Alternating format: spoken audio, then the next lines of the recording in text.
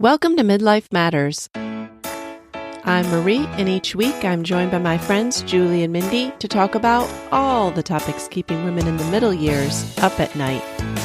Today we're talking about military wives and moms. Join us as we discuss the unique challenges and joys that come with having a loved one serve their country. Let's get started.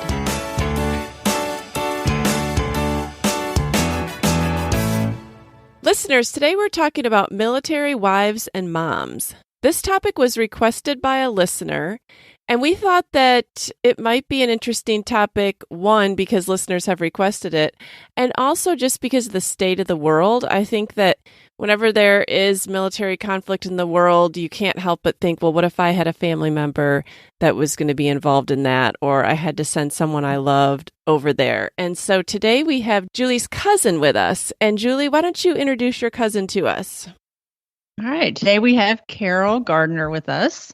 She's my cousin, and it's just really hard for me to think of Carol being in midlife because I still think of Carol as the 12-year-old self running around at my wedding.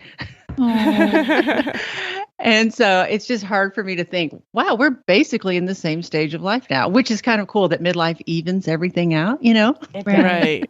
I'm 8 years older, but now we're the same. So Molly was the flower girl in her wedding. So cute. that was that was a special memory. And I always remember how long Carol's been married, because David was maybe 6 days old, 8 days old. He was born in May.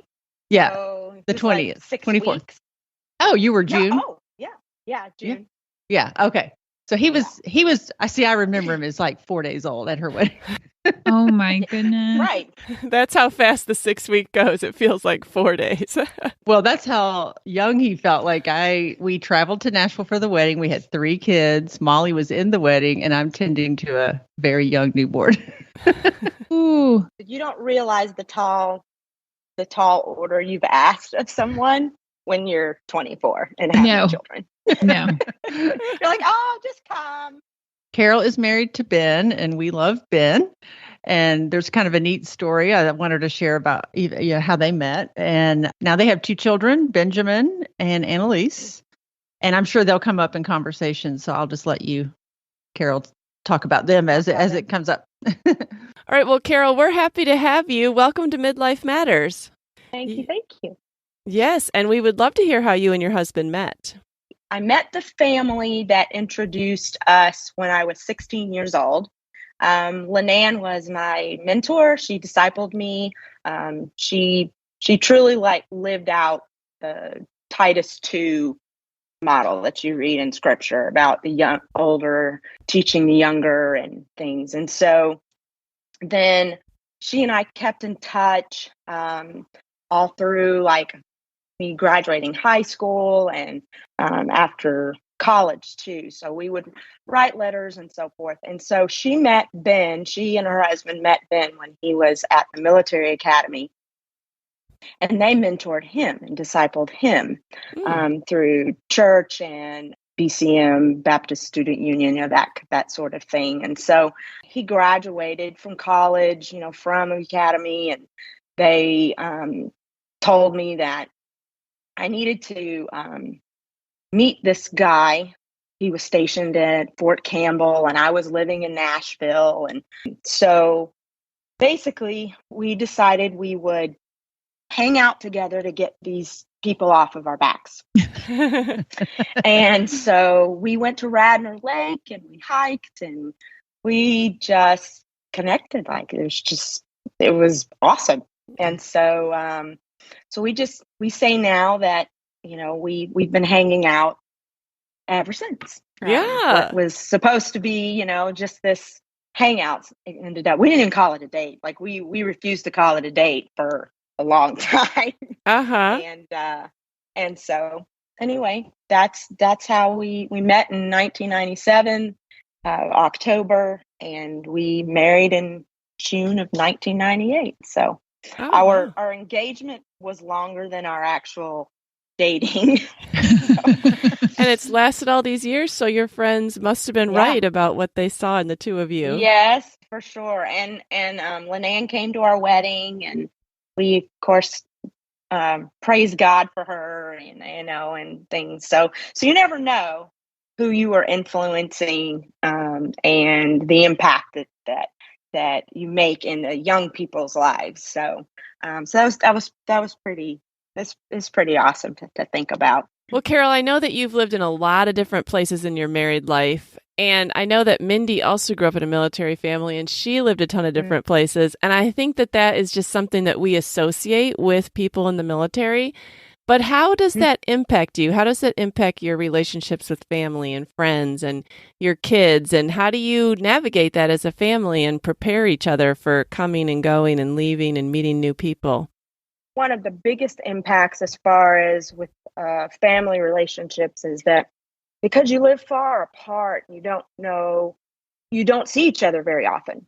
And so building relationships with people that you don't know very well, like say my in-laws and my parents, my husband's in-laws, it's taken years and years to really develop the friendship, really getting to know personalities, having a connection outside of the one that you're married to. What I mean by that is like basically my connection with my in-laws is my husband, but there are other connections that I can make with my mom-in-law or my brother-in-law or sister-in-law. It takes even more time to find out what those are. So that's a facet of family. The other one is with your own personal family, like with my parents. It just took a lot of effort and intentionality of phoning often. When you lived in the actual same continent, that you're more intentional of seeing each other. Then friendships were the hardest, especially considering we didn't have all this social media when I was in the military. There was no Facebook, there was no Snapchat, there wasn't any of this that kind of connected you. You really had to be very intentional on phoning, letters, email. Like it just more intentional. It's just not instantaneous like it is now. That was the biggest impact, is staying connected, building a relationship that was difficult. So it really took me, I'd say, over a decade to really know my in-laws. Just because you didn't get to see them very often. Right. About twice a year, maybe 3 times. So it was hard. Like normally the things you'd work through with an in-law and kind of figure out about them early on, it was just delayed for you. So you said, like you've been married, 24 years, but the first 10, you're still figuring out your in-laws.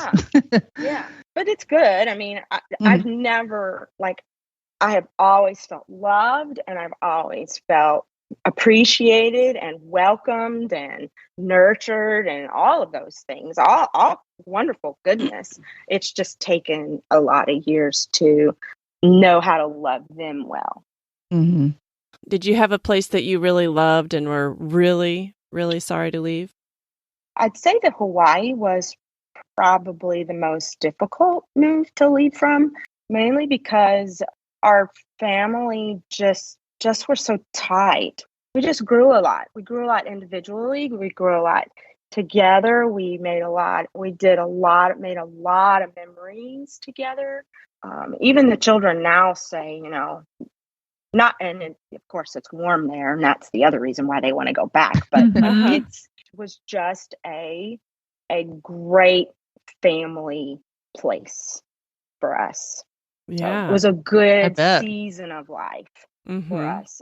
It's where we started homeschooling the kids, so we could come and go, and we make our own schedule. And I don't recommend schooling by the beach. You don't get anything done. So that is a falsehood. You may be living in paradise, but you live there. The laundry's still there. The dusting's still there. The cooking's still there. You are not on vacation. So normalcy really does exist there. Yeah. But Yeah. So That sounds Yeah. awesome so to that live in was a Hawaii. hard. Yeah, I was regret the that we hardest never got part. to visit. It was a wonderful place. I know. How long did you live there, Carol? 4 years. Part of that time was Ben was deployed, and the children and I came and lived with my mother, and while my dad was diagnosed with cancer, and the Lord took him home. But so all of that took place too when he was deployed. So So you carry a lot on yeah. your shoulders when he's deployed. You're carrying everything. Oh yes. Yes. Yeah. Yes. And you did ask me a question about how we like prepared for moves and things like that. I'd say for the children, we always approached it with is another adventure we were going on. We would say goodbye to friends and we would do our best to keep in touch with them, but we would always approach it with, we're going to experience something fun and good things are going to happen in this place. We don't know what it is. And so that's kind of, I think, how we approached it quite often. Yeah. Ben was in the military when you guys met. Would you say at that time you knew what you were getting into? Like, did you kind of know what your life was going to be like and how it might be different than just being an ordinary civilian? So I think the only thing that I knew was we just move a lot. That's kind of all I zoned in on was, we'll just do a lot of moves and we'll make the most of it. And that didn't scare me. It didn't scare me, didn't bother me. It didn't, I'd say in some regards, the hardest move for me personally, I didn't really think about this until now, was when we first married, because I moved from Nashville to Clarksville, and I knew no one but my husband, and Ben was gone like the first 6 months we were married. So wow. Like he was like in and out a lot, and then on top of that, I worked in Nashville, so I'm driving to work, so all my connections were in Nashville, and so I come back to our little bitty apartment, and it was a little lonely. It was a big adjustment. So absolutely huge adjustment. I would love to kind of zone in on the marriage part of it, Carol, for just a minute. So how did the military life affect your marriage? Was it ever a strain? And then maybe what were some things you guys did to prioritize your marriage, even with him being gone home, all those different scenarios? Sure. Strain wise, I'd say that just being apart from each other, it's agonizing. So for him, he's on mission. I've left. I'm on a mission. I'm doing my job, but for me, everything that I do back home reminds me that he's not there. There was a longing and wondering, is he okay? What's he doing? Does he think about me? Things like that. That's where the strain is for me. It was an emotional strain. But the goodness was that when he would return home is that the reunions were sweet. So, Carol, you've mentioned just when your husband was deployed and times coming back home. What were your sources of support, strength, encouragement while he was gone? Right. So fortunately, by the grace of God, we only have endured 2 deployments. Okay. And how long were those, Carol? So the first one was from 2003 to 2004, and he was in Iraq. So he left January 28th and returned on January 18th the following year. Benjamin was 2 years old, and we lived in Germany at the time. Okay. So my source of, support was my church and other Christian women in my life that would just support one another, like by watching children, support one another by praying together, support one another by come eat together. Just kind of, you learn to do life together when your normalcy's not there anymore. So that was a big support. And then I would say also that the support even came from like your own personal family calling you, checking on you, sending you things, friends, at that time, emailing me, sending cards. And then the obvious one is just God just strengthening me on a daily basis through his word and reminding me that he's with me and that he sees me. And then the second deployment was in 2012. He was gone from September to July 2nd. And that season of life was that was layers of emotion. So first of all, thank God that he had like 10 years of dwell time. So that means he didn't go anywhere for like 10 years. We were very grateful that he had not gone anywhere. He'd done a lot of training exercises and things, but it's not the same as being deployed. So he left in 2012. My father was diagnosed with cancer in June of 2012, and the Lord took him to glory in November 24th of 2012. And so Ben was deployed at the time. He was able to come home. Benjamin turned 12 and Annalise turned 7. So that was like a 9-month deployment. And the kids and I stayed with my mom until June of 2013, just to be of support to her. And since I homeschooled the kids, I was able to just kind of uproot our life and do that here. That was a very hard season. I felt like I was taking care of everyone and the Lord was taking care of me. Yeah, well, because you had come from Hawaii, right? Yes. Oh, yeah. So, I left that part out. I didn't think about it, but yeah, we packed up everything.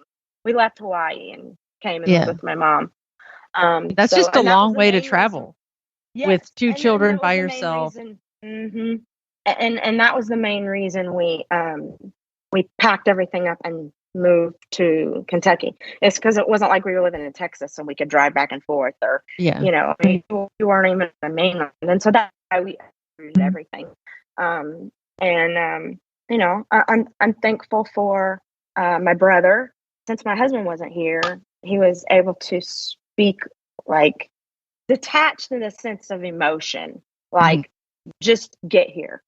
Because I'm thinking about all these different things that I needed to do and to try to get to see Dad for the last month of his life and things. And so my brother was very wise and just said, "You're not coming to a third world country." Just right. Back a bag. You can buy anything else you need here. Yeah. So that was helpful. They'll have some voice of reason. But my support here during that season was actually is our church now. They just welcomed our family, really loved on us through that season of life. And then my homeschool group as well was very supportive of me and the children. One of my very good friends now, I didn't even know her very well at the time. She's bringing Benjamin a suit. She's like, I didn't think he'd probably have a suit for the funeral. And so she brought him a suit, brought our daughter a coat. She didn't even have a coat. So people bringing coats. And it just was little things that, just, that's anyway. neat. Yeah. Yes. So, but, besides the deployments, I mean, the other thing that I don't think people realize, and Mindy probably will know how this is, but is that they do a lot of like training exercises. So, they're in and out of the field, like 30 days, come home for a little while, and then gone another 2 weeks, and then home for 2 months, and then gone for another. So we experience those kinds of things too. And it's not just the Army, but like all the services do those types of exercises where they're in and out, getting ready to do their mission. I always supported Ben in the things that he did. I never, even in the midst of all of the turmoil of whether people believe we should have gone to Iraq or not gone, and are there really WMDs out there, and all, I silenced all of that. I just had to believe that what he has volunteered to do, he believes in, and he is going to do his best. And yeah, that was going to be my next question, Carol, is just that, you said you silenced all that. I would imagine I would struggle with maybe always believing in what they were sent to do. Like if that made it harder, like you want to feel like what they're doing is going to do good. Yes, I had to put in perspective of that he believed in what he was doing. Mm-hmm. And when he came home, he told me of just the different things that he saw, and that it was for the greater good. Yeah. Whether or not it lasted or not, that wasn't his. That wasn't his. He couldn't worry about control. I mean, we're not in control of it anyway. So, yeah. Yeah, I would imagine that even if he didn't believe in what he was doing, he still has to go and he still has to do it. That's his job, Yes, absolutely. Well, and Carol, I'm always amazed you say he was only deployed twice. You were very grateful for that. But I still can't imagine my husband being gone for a solid year. That's a lot. It was a long season, yeah. Yeah. I mean, there were certain things I chose not to do, like I did not potty train. Mm-hmm. No, I said no, I'm not doing that by myself. I'm doing everything else by myself. I'm not potty trained. So he got back, and Benjamin was 3 years old, and we're like, okay, well, I guess we'll start now. Oh, welcome home. Benjamin and he was my little buddy. Like we just did everything together. Mm-hmm. It was hard, but it was a sweet time. I'm thankful that I could be home and take care of him. And so I wouldn't trade that. I wouldn't trade that for the world, honestly. I'll say, Carol, I love hearing about the support and the encouragement. And I know Marie's going to ask you about like the military community here in a minute, but you guys, for a year, I could imagine that you would get used to living life without Ben. Like he's there, but he's not making those daily parenting decisions. Ben at that first deployment was only 2. I know later on the kids were a little older, but how was it to bring Ben back into the fold of your family? You looking to your husband again, and he's there for those daily decisions and all of that. How was that? It was a welcome change. I don't think I could ever say that I resented giving up decision making, or I don't know. And maybe I'm rare. I just, it just became so wearisome to be by yourself and everything being on your shoulders that I can't explain to you the relief that comes over you when they come back and you've done everything by yourself. And they've come back safely, because you always have that in the back of your mind. Yes. It's just, you don't realize the anxiousness and the stress and the that you are carrying until they're back. Right? And even after 30 days, it's just like, oh, thank God, do this. I can send you to the grocery store. I can, it's just all these little things. It's it's taxing. So, but did your kids pick up on that? Did your kids just keep asking you for things, or did you have to say your dad's here? Right. Now that was probably a big adjustment for them, was that they would constantly come to me for different things, and I would say, well, let's ask your dad, or what did your dad say, or have you asked your dad? And they're like, oh, okay. So it's not just me. So there was a little bit of that for sure. Now, thankfully, going back, Benjamin being 3 years old and dad coming back, he just embraced his dad. Like there wasn't any strange things like stranger danger. There wasn't, but I know families that was a struggle. I mean, their daughter was a year old when they left, or younger, and dad comes home and it's like, who is this? Me. Yes, who's that? So we never, that never happened for us. So I'm very, very grateful, and then by the grace of God did not endure any sort of trauma, or, we haven't had to navigate through those kinds of things either. So those things did not enter our lives. We've endured other things, but that's not something that we have. So maybe it helped that dad sat with us at the dinner table every night. Like, we had pictures of him and we'd talk to him and we would talk about him, or we would pretend he was eating the soup, or like it was, so maybe that helped. I don't know. And who knows, Ben, maybe I didn't even know that I did that. So, but it was just little things like that. And I'll never forget this. Speaking of marriage, is that, Benjamin was, 2, and we're talking about that daddy is my husband and I'm his wife. And he looked at me one day and he goes, this is so funny. He says, I have a wife. And I said, well, if the Lord gives you a wife. And he said, Mommy, I hope she's just like you. It's precious. That's sweet. So I hope Brianna's just like me. Sounds like you've had some hard things in being a military family, and you kind of touched earlier on like your best years in Hawaii. But what are some of the things that you think were good about being a military family that you wouldn't have had otherwise? Go with the new places. That was just fun. Like we it didn't matter where we lived. We traveled, we did sightseeing, we hiked, we just took advantage of wherever we were. We would just have fun, experience in that place, and do that together as a family and make good friendships along the way.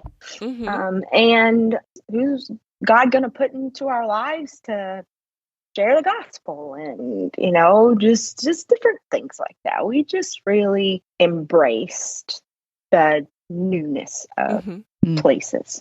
I know you said you lived in Germany and Hawaii. Are there any other kind of overseas type places that you've lived?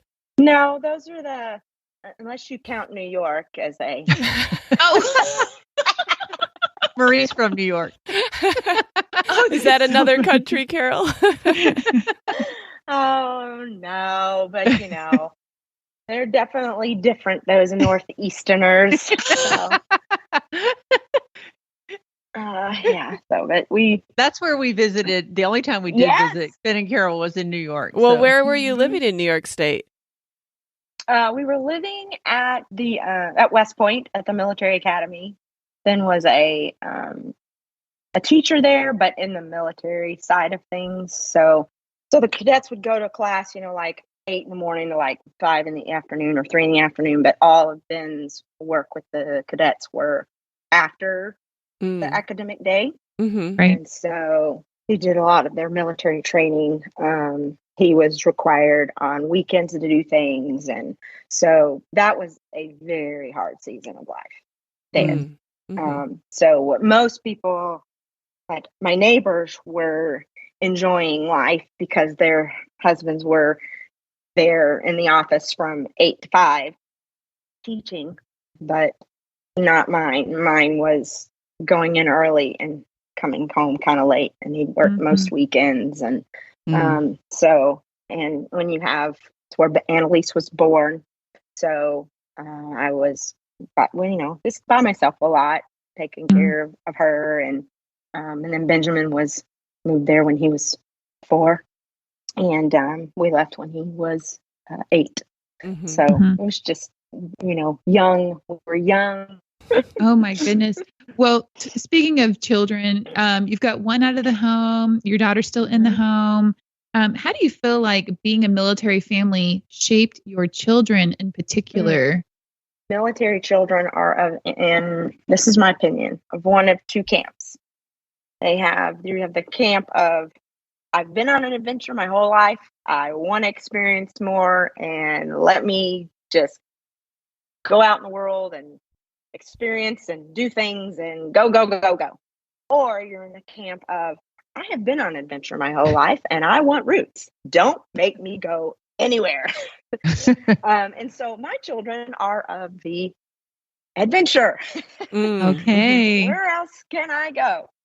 I didn't think that Annalise would be in that camp for a long time because she had the hardest adjustments with moving. She doesn't know it, but she hated moves. She acted out in moves. She did not like change. It was not good.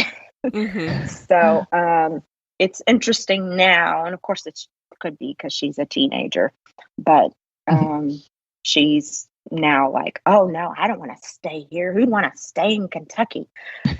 So there's bigger things out there. So I don't know. So I think that's how it's shaped them, is that they want to they want to experience life, and the world's too small, and they want to go and do and things like that. Like they were surprised, like Benjamin said to me several years ago, and when he was in high school, he was like, did you know some people have never even been on an airplane? He's like, I have one friend who's never even been out of Kentucky. Right. And so that surprised him, and honestly that surprised me too. I mean, because I even though I grew up around here, my parents took us places. We traveled. We went on vacations. We didn't just go back and forth to Mama's house. We went places. So, but my mama, she never went anywhere. Like no. Anyway, but yeah, it's kind of funny. Like, and she did experience military life, and she was like, I don't want to go anywhere anymore. So, so I think that's how it shaped them. I think it shaped them that they, Benjamin is he's never met a stranger. I just remember even as a child, he'd go to the park and, did you meet my new best friend? It's like, oh, what's his name? I don't know, but this is my new best friend. So that kind of made us laugh, but at the same time, that showed that was his personality. Now, Annalise is a little more shy. She's not shy in the sense that she won't talk to anyone. It just takes her a little while to open up, and it's not quite as friendly as Benjamin is. She's also will talk to adults. Don't think that's normal with children.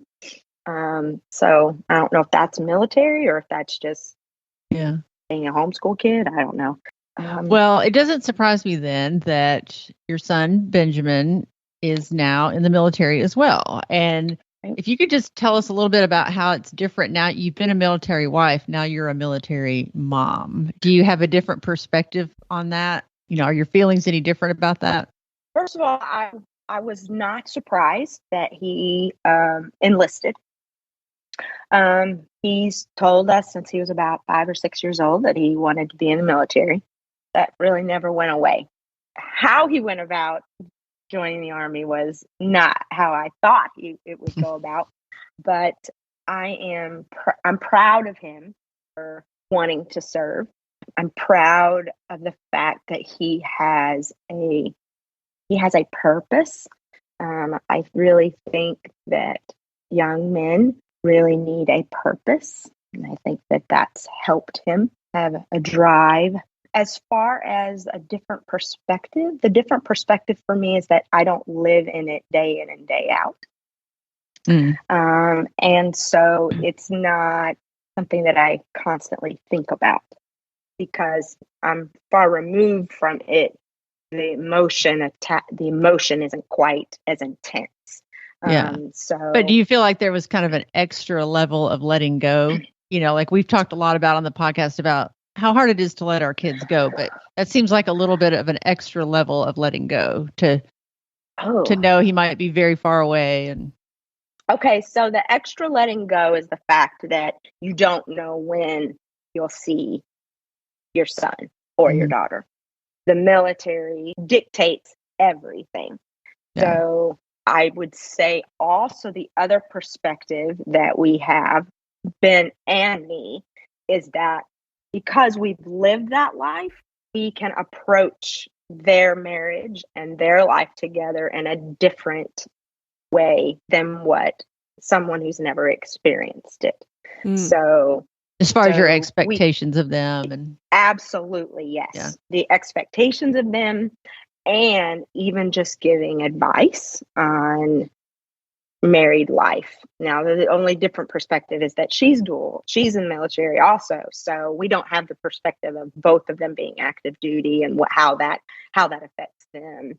But we don't want to put certain expectations on them that's not really we shouldn't do. Like it's just like we're allowed to have so many days of leave, and so trying to figure out when we were in the military, you have so many days of leave. Well, where do you spend your leave time? Do you spend your leave time together because you're home, or do you decide, okay, well, we're gonna go take our leave time and go see family and just stuff like that. And so, like whenever we've gone to see them, we go see them on weekends where they know it's a holiday where they'll get so many days off, so they're not having to take days off.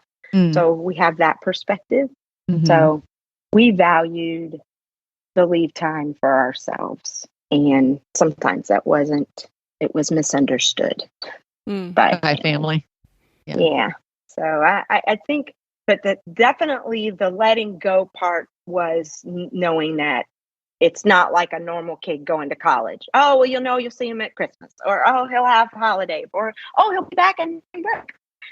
No, like that's a perspective we have. Like we've seen Benjamin in the last 2 years, 4 times, 3. It's 3 or 4. Yeah, and he's in Washington State, so far away. He's in Washington State now. Yeah. And we didn't, and because of COVID, we didn't get to go to his graduation when he graduated from basic training. That was a bummer. Yeah, that was a big bummer because he enlisted February 10th, and then he was done in April or May. So, Carol, this has been amazing to hear. Just your testimony, your story. Do you have any helpful advice for other mothers of children or someone that they know or love that's in the military? From the spouse perspective, I would say look at it as an adventure and embrace the experiences. Because if a person goes to each duty station with resentment and angry, and then it's going to be miserable. Who wants to be miserable? It's not your spouse's fault that they're moving. I mean, it's the life. It's the way it is. So, so enter it knowing that there's going to be moves, and that individual has zero control over when and where and how long it can be.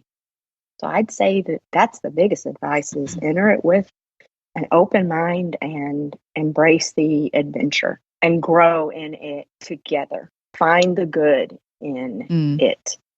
That's probably good advice for all of life, actually, is to accept things and make the best of it. Yeah. And then as far as like a mom with a son or daughter joining the military, be supportive. Listen. If he or she wants to talk about the job, listen and ask questions and learn from him or her. That soldier or Marine or that person believes in what they're doing, and it's important to them, so it should be important to you. So listen and ask questions and learn from him or her. I would be shocked, but Annalise, if she decided to join the military, I wouldn't dissuade her. And it's a good life. It's a greater good. And when we lived in Hawaii, we were fortunate to have friends in all of the services. So there's not one service that has it made, or one service that's easy, or one service that's well, I think Army's the best, but but they all are, all the spouses and all of those that serve there, they sacrifice a lot. And not just they not only sacrifice the fact that they're willing to defend their country, but they're sacrificing their time from their family and their. It is a huge good life. sacrifice. And I love it when I see people showing appreciation to servicemen, because just understanding what they did give up and what they could give up, And I do not know one person that if you find out that they served and you say thank you for their service, that wouldn't just give a little sheepish grin and say, "You're welcome." But let me tell you, it's appreciated. Yeah. Because every now and then people say to me, "Well, thank you for your service." I'm like, "Well, okay, but." Well, I was going to say, the wives that are at home, though, holding everything down, they're unsung heroes also, because you can't have a family and have the husband and father deployed for a year without somebody taking care of things, Right. And I would say also, as a spouse and your husband or wife is deployed and you're holding things down, there are some things you share and there are some things that you don't. With your family, with your soldiers, you don't want them to worry. Now that doesn't mean you just keep it all bottled up inside and you don't share certain things. But I think more than anything, they just need to know that you love them, that you miss them. Just you can't wait to see them again. Like that, I think that's what they worry about. Like what's going on back home, and they're disconnected to it. And so that's something I tried to do a lot, was just share the day in and day out. Like it may seem so mundane to you because you're living it day in and day out, but they're not. That's the stuff they miss. Yeah. That's what they miss, is the day in the day out. Tell about the throw up that happened.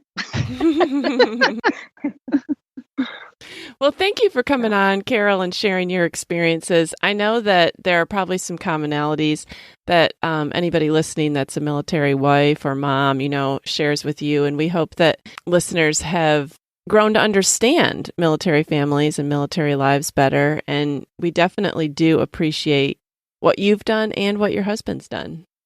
Oh, thank you. Yes. It's been a good life for us. I wouldn't trade it for the world. Do you want to share just a little bit about what you guys are doing now? I know that your husband has retired from the military. He's a contractor with the Department of Defense. We live at Fort Knox, Kentucky area, which is where I grew up, and mainly came back here in this area because I'm wanting to be close to my mom and things. So he works for a contracting company called Booz Allen Hamilton, and he does like IT type stuff, but he manages IT. He doesn't do all the switches and algorithms. He just manages all the right people that can do that sort of thing. So is it more of a 8 to 5 type job for him now, or does he still have to leave? Yeah, he works from home, and awesome. I work from home, and it's just we're just living the dream. So it's a big departure from what your life looked like before. Definitely, yeah. We kind of laugh because of COVID, he like everyone had to come home, and so work from home, and he just decided, he's like, well, if I can get a job that works from home, well, is that okay? Are we doing all right here? Yeah. So, yeah, and we're like, yeah. And I teach music privately at home, and it's worked out well. So, that's awesome. Yeah. I'm happy for you guys. Always at the end of our show, we have a little segment called I'm a Fan. So we're going to move into that. Carol, why don't you start us off? What are you a fan of this week? So I am a fan of a book called Gentle and Lowly by Dane Ortland. I highly recommend it.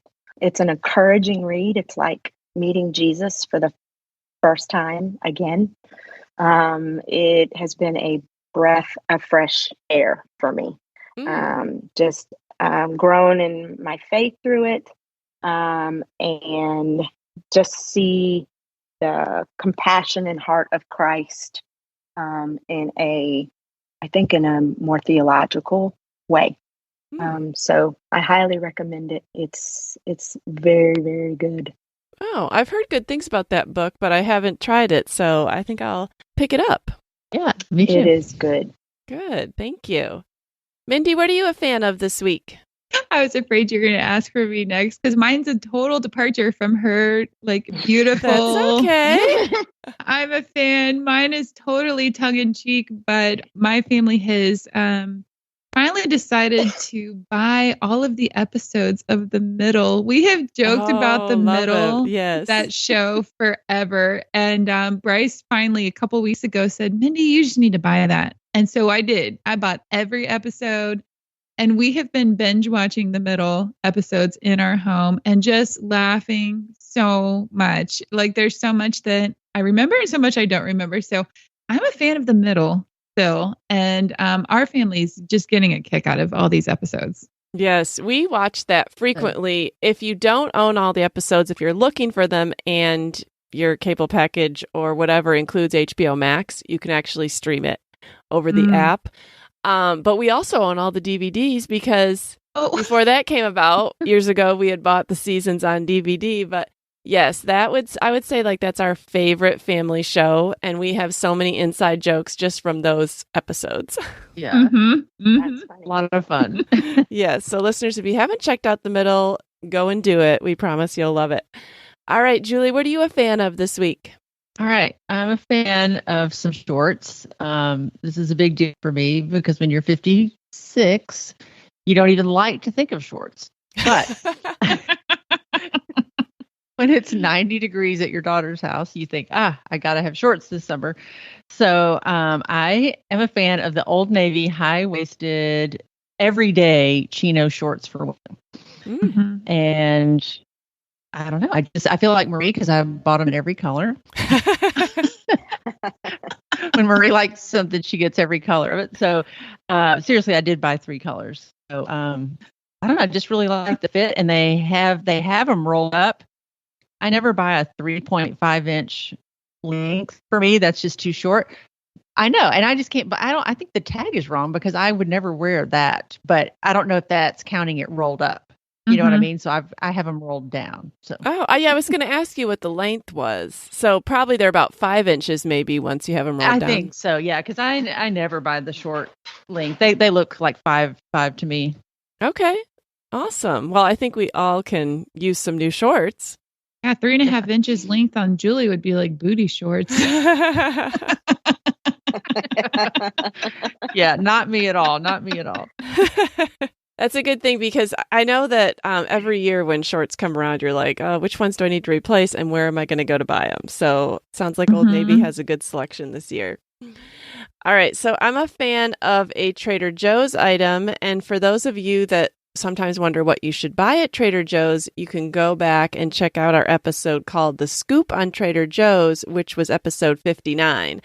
But I am a fan of an item that we did not talk about in that episode. It's the Trader Joe's fig butter, which is just by their jellies and like their peanut butters. And you could put it on crackers or bread or toast. I like apple butter, so I like other kinds of butter. So this is a good thing to try. Have you seen it in the store, Julie? I don't know. I don't know if I have or not. I mean, I haven't tried it, but I might have seen it. It sounds like it might be good on a charcuterie board too. Yes, I do think it would be good on that. So if you're looking for if you're bored with what you have to put on your toast or your crackers or your charcuterie board, check out the Trader Joe's fig butter. Sounds good. Yes. Carol, thanks so much for coming on and sharing with us. And I know you were a little bit nervous, but you did awesome. Thank you. You did. We loved having you, Carol. Thank you. Good. Yeah, thanks for doing this. You're welcome. It was I great. hope I didn't talk too much. No, you did. You did wonderful. All right, Julie, Mindy, we'll talk to you next week. Okay. Bye. Bye. We're so happy you joined us today. You can find the show notes for this episode at midlifematterspodcast.com. Also, please tell a friend about the show and help them hit the free subscribe button on their favorite podcast app. Be sure to follow us on Instagram at Midlife Matters Podcast. That's where we post pictures and stories about all the things we talk about in each episode. Thanks for listening, and we'll see you next week.